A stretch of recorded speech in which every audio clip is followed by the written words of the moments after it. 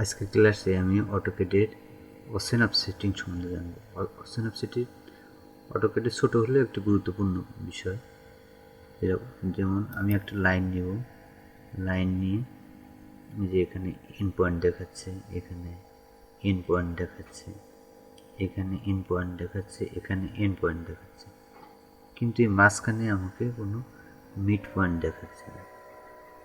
এখানেও mid point দেখাচ্ছে না, এখানেও মিড পয়েন্ট দেখাচ্ছে না। এর জন্য আমাকে কী করতে হবে? এর জন্য আমাকে এই যে কার্সর দিকে তাকান, এই যে অসেনাপ সেটিং,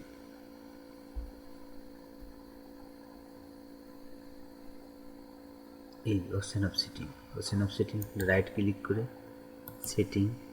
সেটিংয়ে দেওয়ার পরে এই যে আমি মিড পয়েন্ট ক্লিক করে দিলাম। আমার যেগুলো দরকার সেগুলো ক্লিক করে দেবো। সাপোজ আরও দুই একটা ট্যানজেন্ট, নিয়ারেস্ট পয়েন্ট, ওকে। এখন যদি আমি একটা লাইন নিই, তাহলে এই যে দেখেন মিড পয়েন্ট দেখাচ্ছে, এই যে মিড পয়েন্ট দেখাচ্ছে।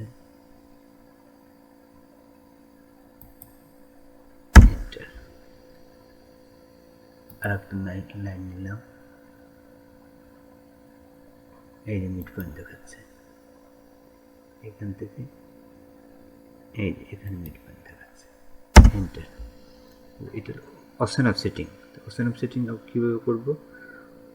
এই অসেনাপ সেটিংয়ে কার্সর রেখে ডাইন বাটন ক্লিক করব, ক্লিক করে সেটিংয়ে গিয়ে আমার যেটা দরকার, আমার যদি প্যারালাল দরকার হয় প্যারালাল নিব, আবার নোট দরকার হলে নোট নিব, যেটা দরকার সেটা ক্লিক করে ওকে করে দিলে আমার সেই সেটিংয়ে আমি কাজ করতে পারবো।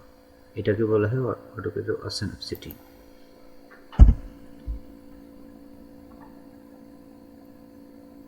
এই ক্লাসটা এই পর্যন্তই। সামনের ক্লাসে আমি অটোক্যাডের লেয়ার এবং ফ্রিজ সম্বন্ধে জানব। কীভাবে অটোক্যাডে লেয়ার এবং ফ্রিজ করতে হয় এই সম্বন্ধে আমরা জানব, অটোক্যাডের লেয়ার এবং ফ্রিজ সম্বন্ধে।